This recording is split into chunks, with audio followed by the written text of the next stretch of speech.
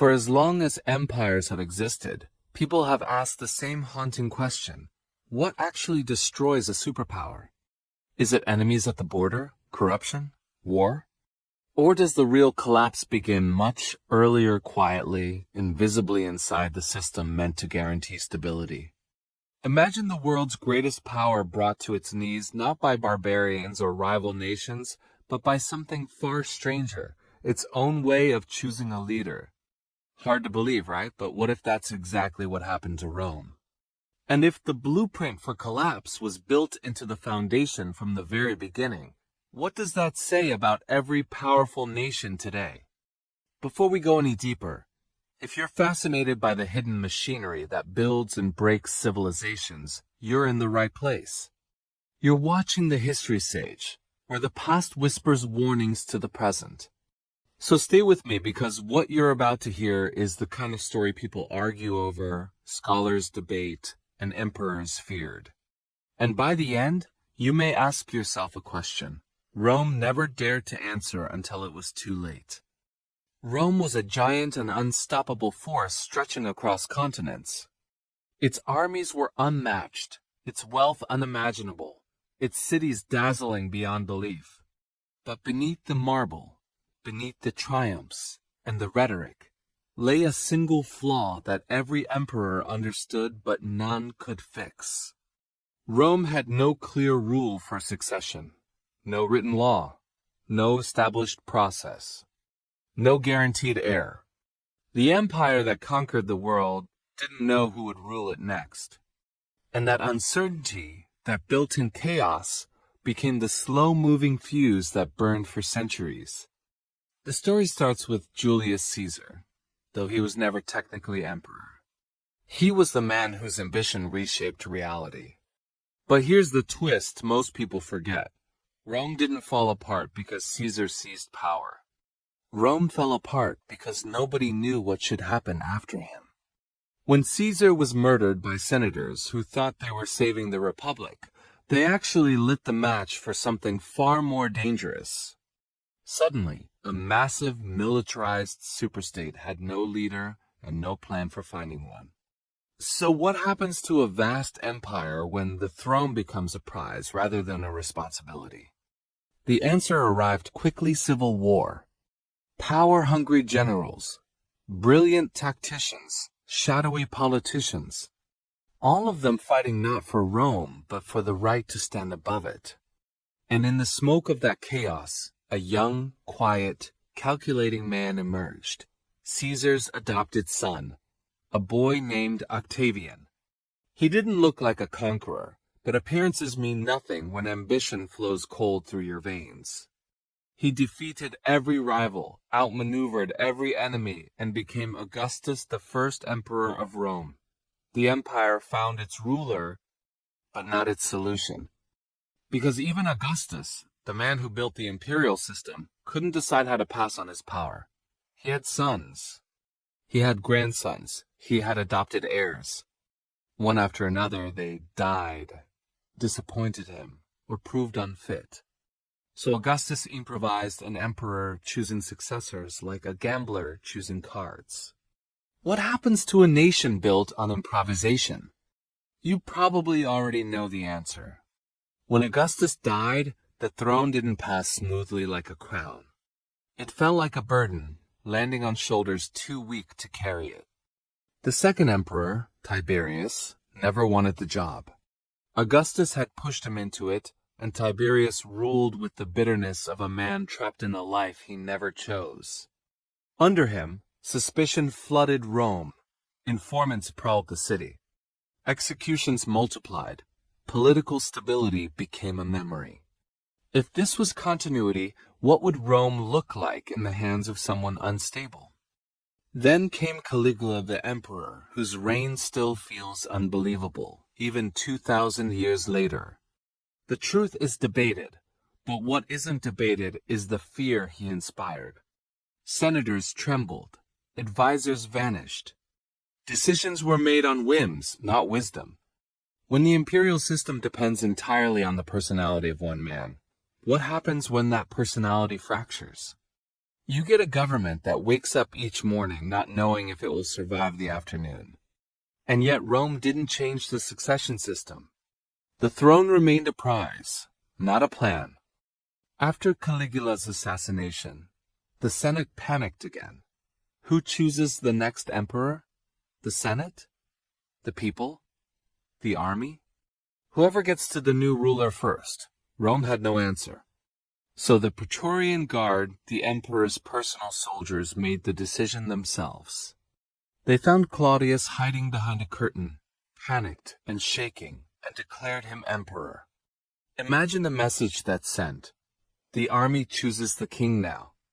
And if the army chooses the king, what will it demand in return? Even Claudius knew that power gained through the sword must be fed by it. His rule was successful, but it was also precarious, and when he died, another succession crisis began. This time it was Nero young, artistic, impulsive, unpredictable.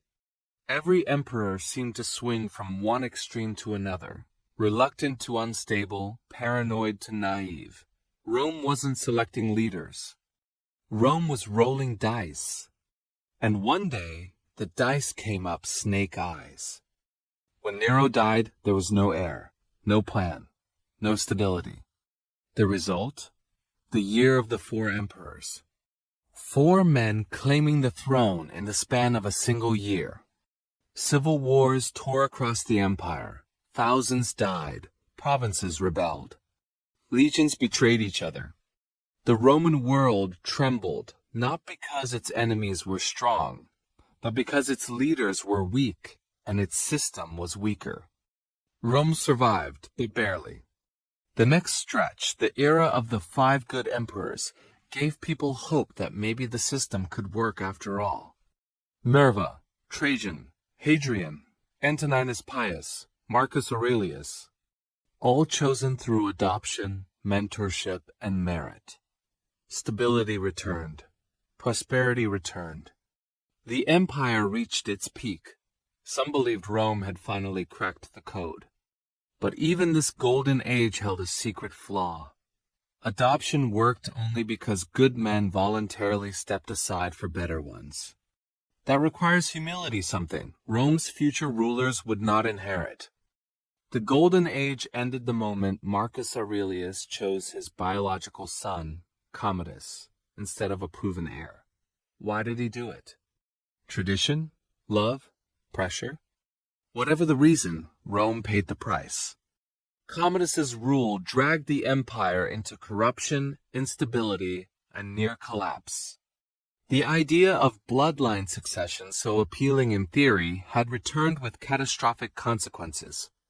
And once the pattern began, it never truly stopped. Fast forward a few decades, and Rome descended into the crisis of the 3rd century. In a span of 50 years, the empire saw more than 20 emperors, most dying violently. Think about that. How stable would any nation be if its leader changed every 2 or 3 years through murder, rebellion, or military coups?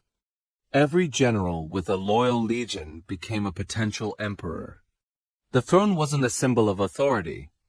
It was a trophy drenched in danger. And everyone wanted to claim it. The empire fractured. Breakaway states appeared.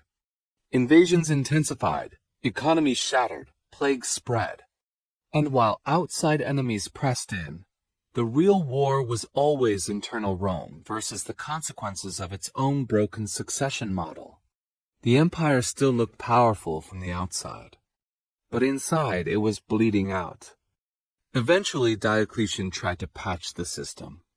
He divided the empire into East and West. He created co-emperors and junior emperors. It looked brilliant on paper finally, a structure. But structure means nothing without unity. The moment Diocletian stepped down, ambition took over again. Rival emperors fought for supremacy. The West weakened. The East pulled away. And the blueprint for collapse completed itself. By the time the Western Empire fell in 476, the final blow wasn't delivered by a mighty army or a cunning enemy. It was delivered by centuries of leadership crises, centuries of uncertainty, improvisation, and deadly transitions. The empire didn't fail because it lacked strength. It failed because it lacked stability. The throne had always been Rome's greatest prize, and its most dangerous weapon. So what's the deeper truth here? The one Rome couldn't admit but we can't afford to ignore? A civilization doesn't collapse in a single moment. It collapses slowly, quietly, through the cracks in the systems that are supposed to protect it. Rome's flaw wasn't just political, it was psychological. An empire that cannot predict tomorrow, cannot protect tomorrow. A nation that depends on the whims of one leader cannot survive the weaknesses of that leader. And here's the twist. The part that lingers long after the story ends. Rome's collapse wasn't inevitable. It wasn't destiny, it wasn't fate, it was a choice. A choice repeated generation after generation. The choice not to build a stable, predictable, secure method of passing power. A blueprint for collapse isn't a document. It's a failure to create one.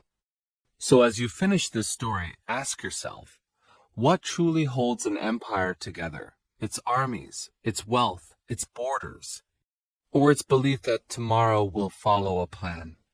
Rome never found that plan. And by the time it realized the danger, the foundations had already begun to crack. If this story made you think, made you question, or made you look at power differently, you're exactly the kind of viewer the History Sage was created for. Like, comment, share, and step into the next chapter with me. Because history doesn't repeat, it warns. And Rome's warning may be louder today than ever before.